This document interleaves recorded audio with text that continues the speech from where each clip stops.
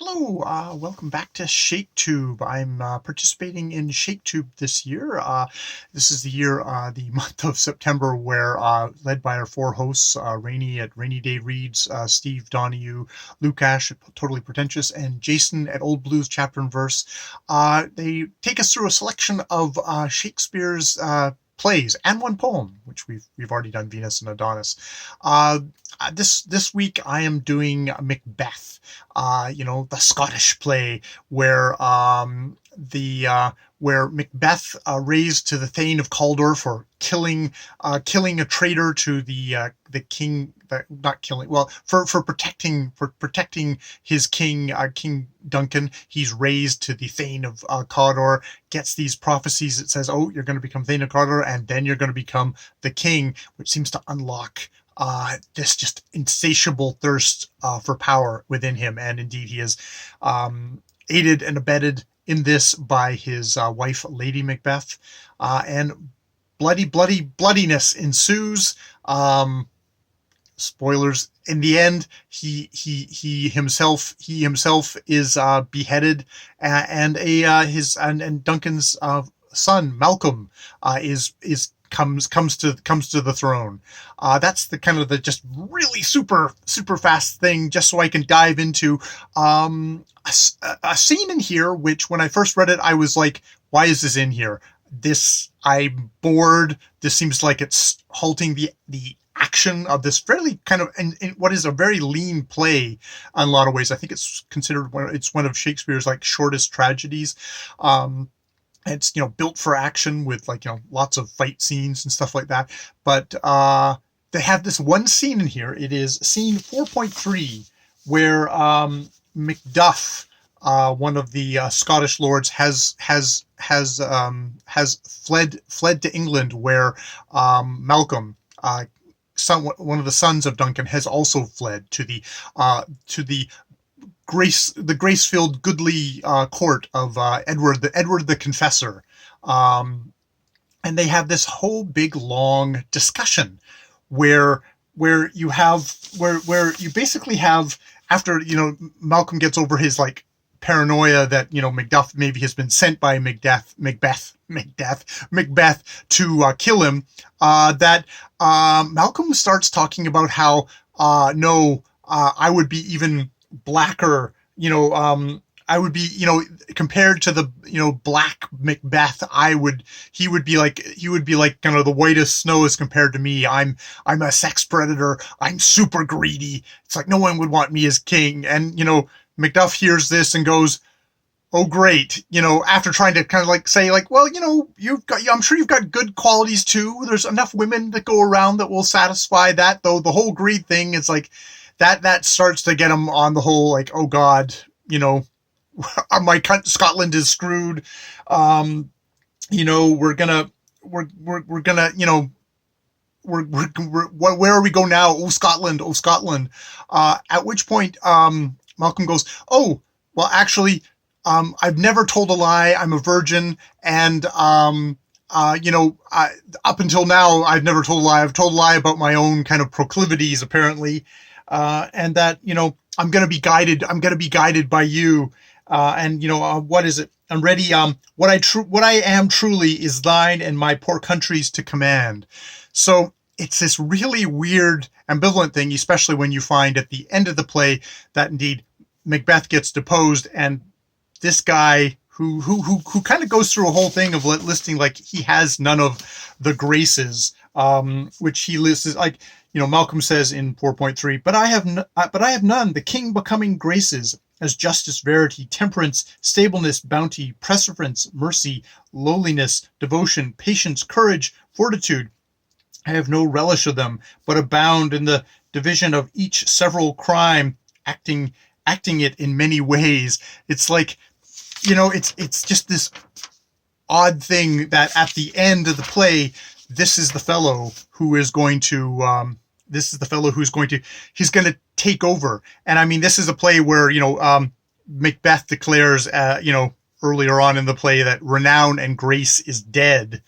And we seem to be kind of contrasting that with the English court, which is really portrayed as like quite good here, where we have the suddenly, Edward the Confessor of, sundry blessings hang about his throne that speak him full of grace. And it's this word grace that keeps on coming up. And indeed, it's the word that ends the play, that that Malcolm at the end, when he is like the last head of state's head is held up and he is declared the new head of state. He says, this and what needful else that calls upon us, by the grace of grace, we will perform in measure, time, and place. So at the end there, he seems to be saying, like, by the grace of grace, and which seems to be, by the grace of God, by which, there's the various meanings of grace in this section. I mean, grace in the Christianity is the thing of, God's love for every single person, regardless of what they've done. It's the most unconditional love, which certain sects will believe that that you can do this through acts. Other ones that is strictly through your belief and devotion to Jesus Christ. That grace. Forgive me in all this. I'm not a Christian, and I do not have a backing of that. Maybe Jason, who I think is discussing this play, will have more to say on the idea of grace here. But it's striking that at the end, it's like, by the grace of grace, is how we end this play, where we have a guy who has said, he's confessed to some really horrible things, but then recants that and says, oh no, actually I'm a virgin, I've never told a lie up until now. It wasn't. It's like there's ambivalence about you're putting this guy in charge at the end.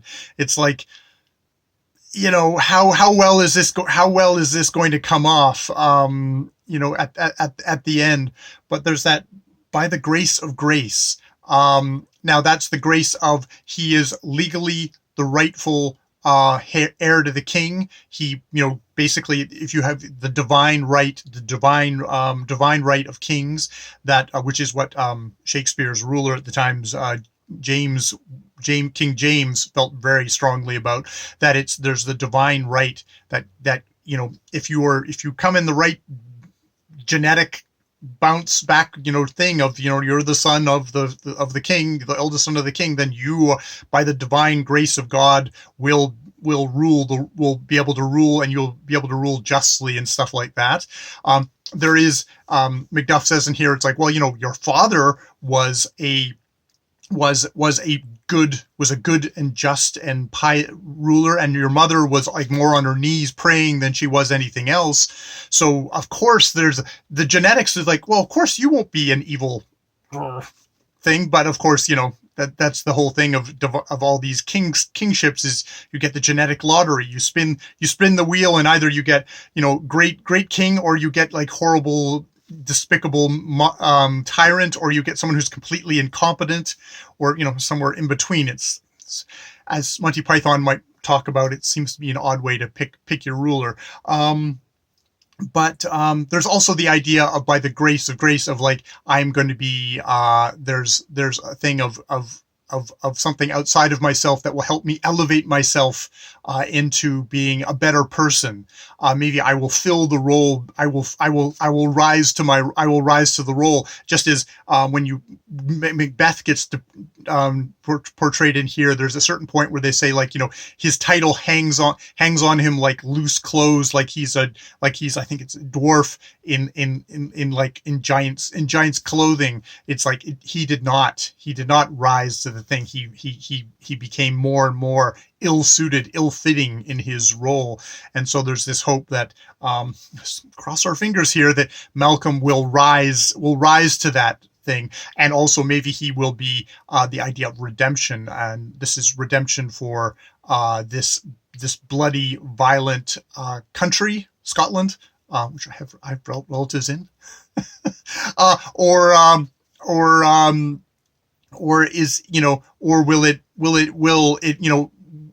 Is that grace, is that redemption possible in there? I think the Shakespeare, it's one of these things of it's like at the beginning we have the rupture, and this is supposed to be the restoration at the end. This is the restoration of order. We've got the rightful king.